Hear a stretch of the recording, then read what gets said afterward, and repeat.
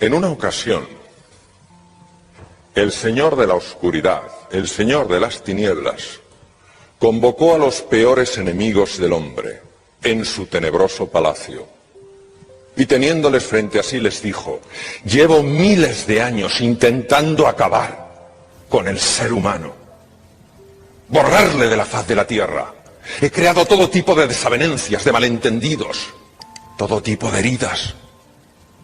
Pero al final, cuando yo creía que ya lo había logrado, siempre aparecía él y lo arreglaba.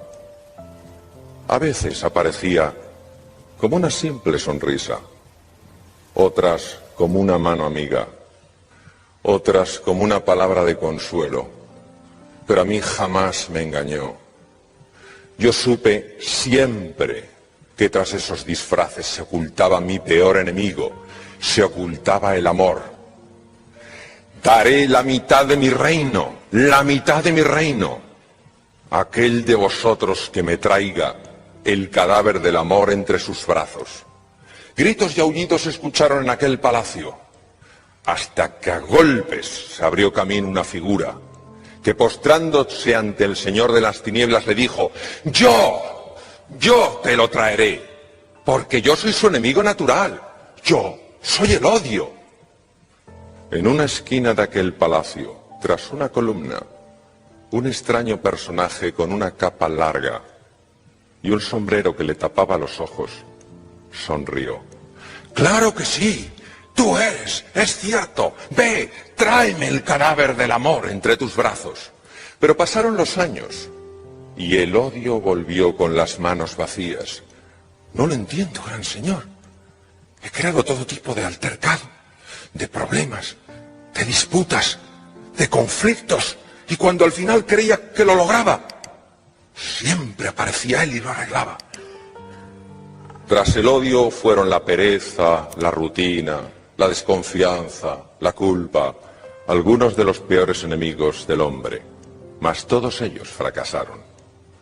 El Señor de las tinieblas se hundió en una profunda depresión, hasta que se abrió paso en la multitud una extraña figura, ese ser con la capa larga y un sombrero que le tapaba los ojos.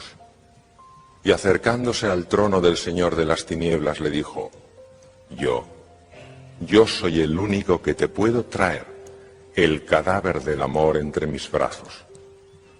El Señor de las tinieblas le miró con desprecio. ¿Tú? Han fallado todos, y tú me lo vas a traer, tú a quien ni siquiera conozco. Vete de aquí, no me importunes más.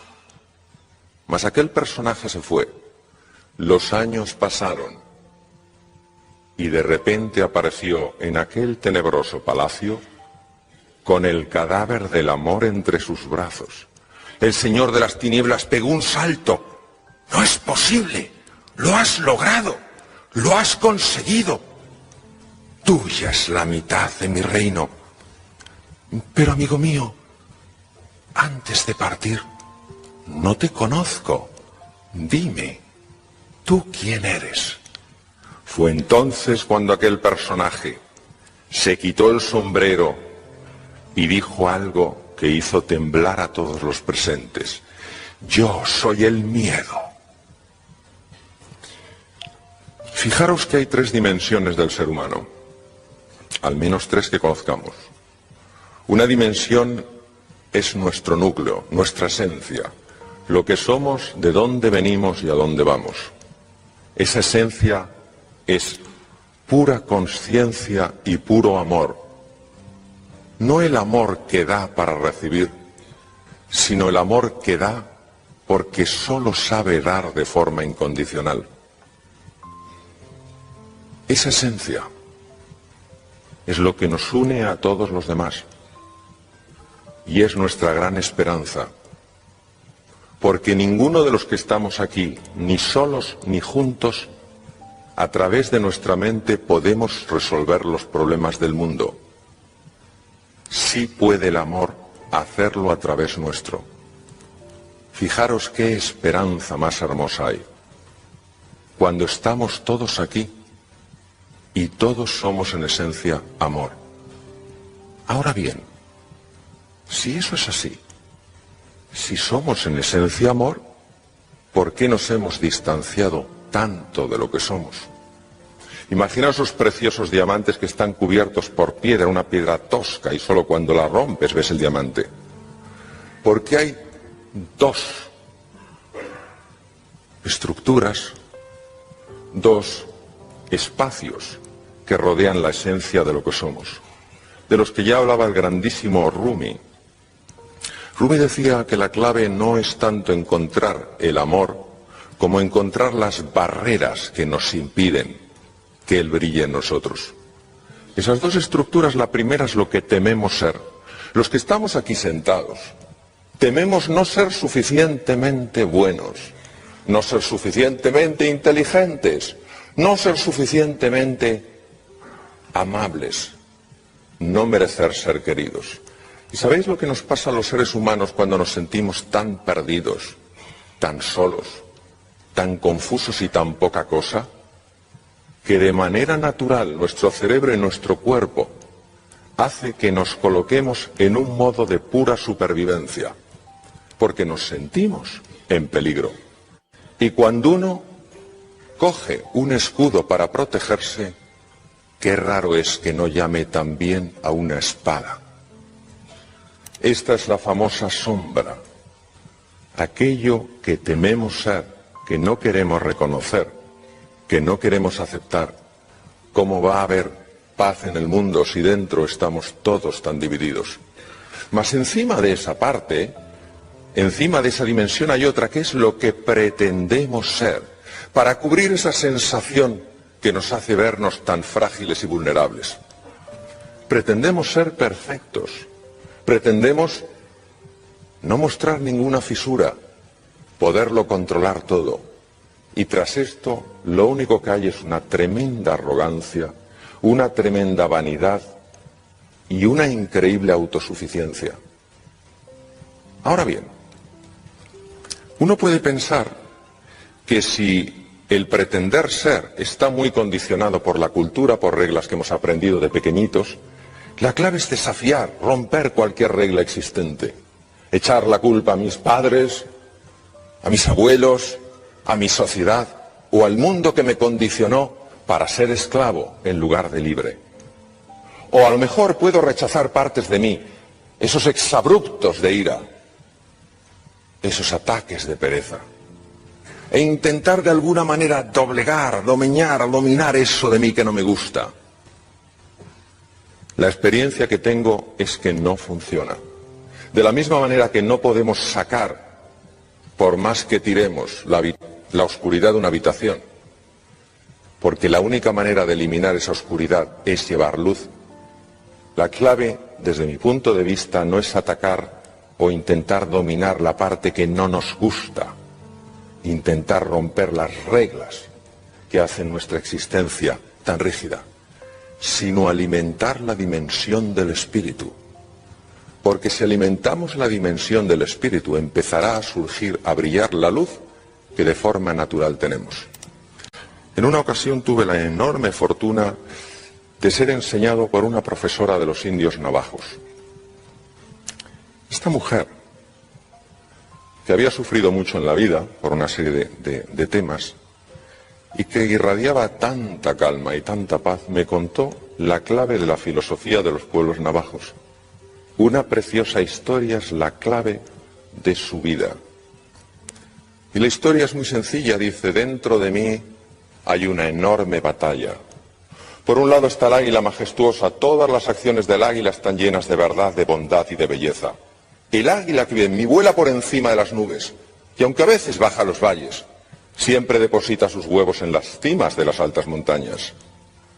Pero dentro de mí también vive un terrible lobo. Él representa lo peor que hay en mí. Se sustenta sobre mis propias caídas diciendo que él también es parte de mí. ¿Quién ganará esta gran batalla? Aquel a quien yo cada día alimente. No es un tema de atacar más lo que no nos gusta de nosotros o lo que no nos gusta de la sociedad. Es un tema de nutrir, de alimentar esa dimensión del espíritu. Porque sin ella el ser humano no puede resolver los problemas que ha creado desde la mente Ya lo dijo Albert Einstein, ningún problema importante puede ser resuelto desde el mismo nivel del que surgió. Ha surgido de la mente dividida. Lo único que puede unir la mente es el espíritu. Pero el ego, que no es ni bueno ni malo, sabe que cuando la parte en la que hemos sido condicionados se une a la parte que rechazamos, el ego desaparece. Y entonces nos hemos integrado. Y me gustaría deciros una cosa, que a veces intentamos buscar ese universo a base de la reflexión más profunda, que intentamos conocer, saber, o que a veces buscamos eso en nuestro interior pensando que si cavamos mucho, al final saldrá. Recuerdo unas preciosas frases de San Francisco de Asís. Busqué a Dios a base de estudiar, a base de rezar, y no le encontré. Me busqué a mí mismo a base de meditar, a base de socavar, y no me encontré. Sin embargo, busqué a mi hermano y encontré a los tres. Es al final, esa la búsqueda. Ahora bien, fijaros, la clave no es saber si podemos hacer algo. La clave es dar un paso adelante, aunque no sepamos lo que hacer. Porque en el momento en el que demos un paso adelante, lo que podemos hacer nos será revelado. Muchas gracias.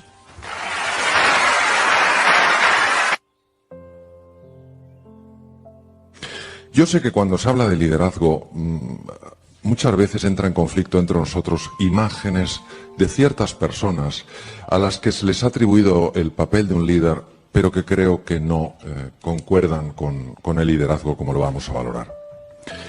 Vamos a hablar del liderazgo basado en el servicio, no de aquel que manda, sino de aquel que sirve, no de aquel que dice exactamente lo que hay que hacer, sino que inspira para que otras personas descubran lo que es posible hacer.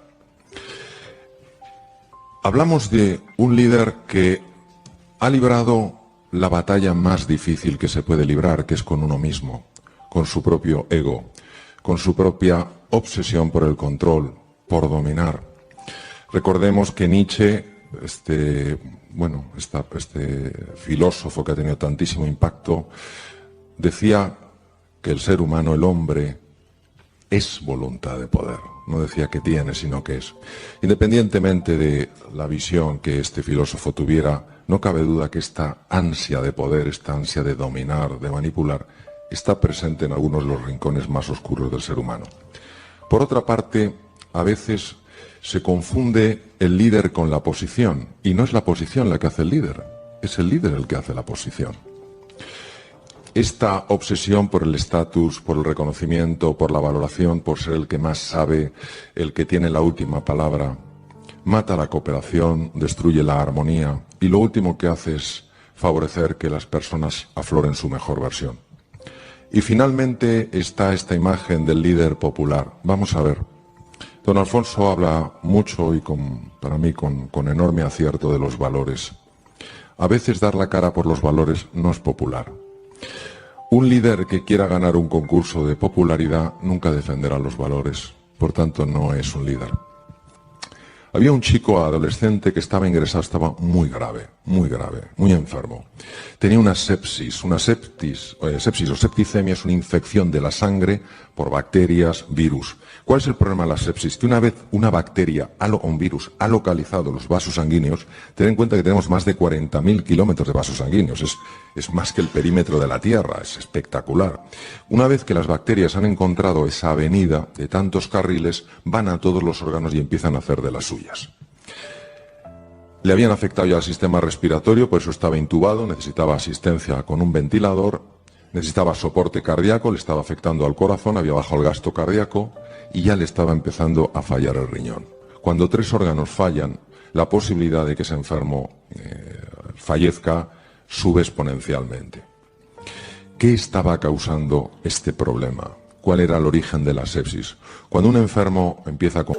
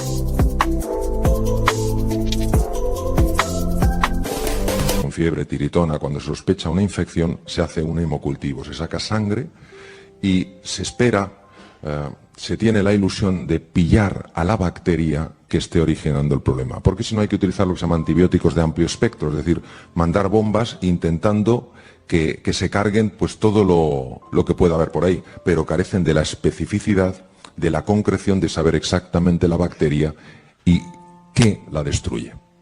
Tuvieron mucha fortuna porque en el hemocultivo, en uno de los hemocultivos, hacen varios hemocultivos siempre, en uno de los hemocultivos engancharon la bacteria. Es una borrelia, es una bacteria muy agresiva. Animados ante este descubrimiento empezaron a ponerle el antibiótico específico, pero ¿sabéis el problema? El chico parecía que mejoraba y de repente empeoraba. Mejoraba y empeoraba. ¿Sabéis por qué? Porque no habían encontrado el foco infeccioso que seguía mandando bacterias a la sangre. Es difícil describir la tecnología del hospital en el que estuve, pero algunos de los principales inventos en medicina últimos se habían hecho en su hospital. Le habían hecho de todo, no encontraban el origen. Un día el catedrático, la máxima autoridad en la universidad, el catedrático de medicina, jefe de departamento del Beth Israel, catedrático en la Universidad de Harvard, fue al hospital. Los catedráticos allí dedican mucho tiempo a escribir e investigar y pocas veces hacen ya visitas o van a ver a los enfermos porque están como en otro nivel y las personas que están prestando atención a los enfermos son médicos buenísimos, de los mejores que hay en el mundo y que están mucho más en la faceta clínica, por supuesto publican, pero su labor principal es la clínica. Cuando un catedrático pasa por el hospital, eso es un evento y en ese evento pues intenta apuntarse todo el que puede. Hoy sabemos que hablan dos personas extraordinarias que las tenemos aquí y os apuntáis un montón de personas porque os apetece oírlas. Bien. El catedrático pasó por la unidad de cuidados intensivos y le informaron de la situación del chico. Con el catedrático había jefes de departamento, el responsable máximo de la UBI médica, de la MICU, había residentes que estaban haciendo la especialidad en distintos campos de la medicina interna y había un interno. El interno, para los que trabajéis en empresas, sería equiparado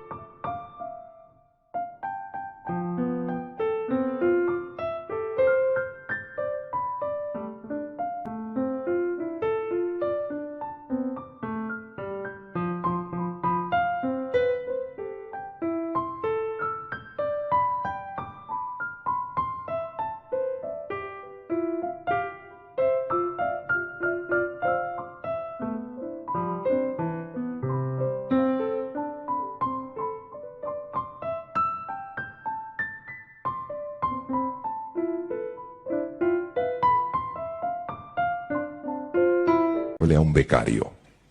Es decir, alguien que acaba de acabar la carrera y empieza ahí diciendo, a ver qué aprendo.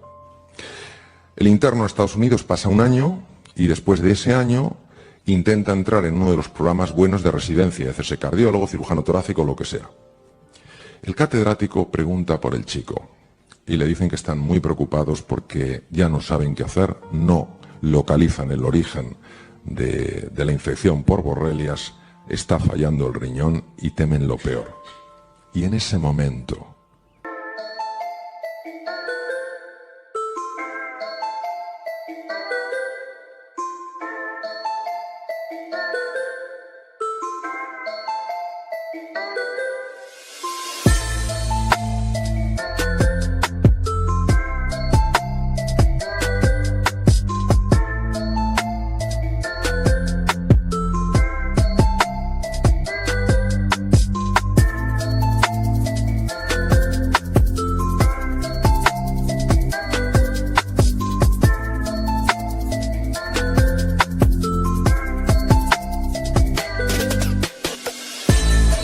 el becario, el último mono de a bordo, para que nos entendamos, de manera espontánea lanza una pregunta. ¿Alguien le ha mirado detrás de las orejas? A ver, en esta vida, si haces una pregunta rara, te pueden pasar varias cosas. La primera, que nadie te oye. No sabes cómo, pero nadie te ha oído. No importa lo que grites. La segunda es que te oyen y te miran raro. Y la tercera es que te oyen, te miran y preguntan, ¿quién es este? Bien. Quiero que entendáis de lo que estamos hablando. Estamos hablando de un catedrático de medicina interna de la Universidad de Harvard, reconocido en el mundo entero por sus libros, sus publicaciones, por su trayectoria, y un chico que acaba de terminar la universidad. Es decir, David y Goliat. ¿Qué es lo que sucede normalmente? Lo que sucede normalmente es que la arrogancia, la soberbia, el estatus, el no hay nadie que sepa más que yo tengo que demostrar todo lo que sé, el otro no sabe, yo conozco, los demás no, se apodera de nosotros y ya no eres tú, es tu ego. Y claro, sobre todo cuando hay gente que te mira como si fueras el oráculo de...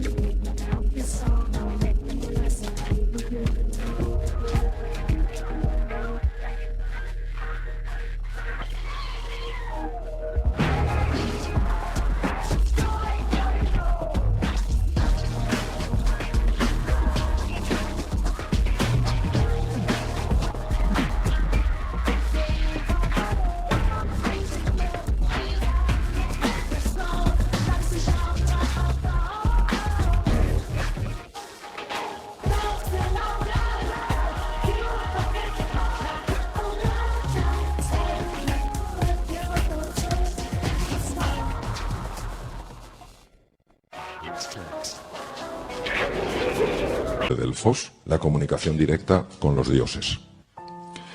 Pero quiero deciros lo que pasó. Este catedrático en la Universidad de Harvard era un verdadero líder. ¿Por qué? Porque era una gran persona. Era un hombre humilde. Recordemos que la palabra humildad viene del latín humus, lo que fertiliza la tierra. Para mí no hay virtud más elevada que la humildad. Porque la humildad permite ver, como diría con tanto acierto don Alfonso, con esa mirada profunda, más anchura, más alcance, más hondura. Primero por eso, por humildad. Segundo, por curiosidad. Es sorprendente a veces nuestro refranero. La curiosidad mató al gato. ¿Qué habría sido del ser humano sin curiosidad? Si cuando vio el fuego, probablemente porque un rayo chocó o golpeó unos leños, si no se hubiera quemado, si no se hubiera acercado, ¿qué sería del ser humano? Este hombre tenía curiosidad. Y para este hombre era más importante conocer y aprender que quedar bien. Este hombre sabía lo que era importante en la vida. Para él solo había algo importante, un adolescente que se estaba muriendo. Lo más importante no era su estatus, lo más importante no era controlar quién es, por qué habla, no tiene derecho, no le he preguntado. Y entonces, ante la pregunta, se quedó sorprendido y la transmitió al equipo. ¿Alguien le ha mirado detrás de las orejas? Imaginaros la cara de la gente. Pues no. Dijo, pues mirarle.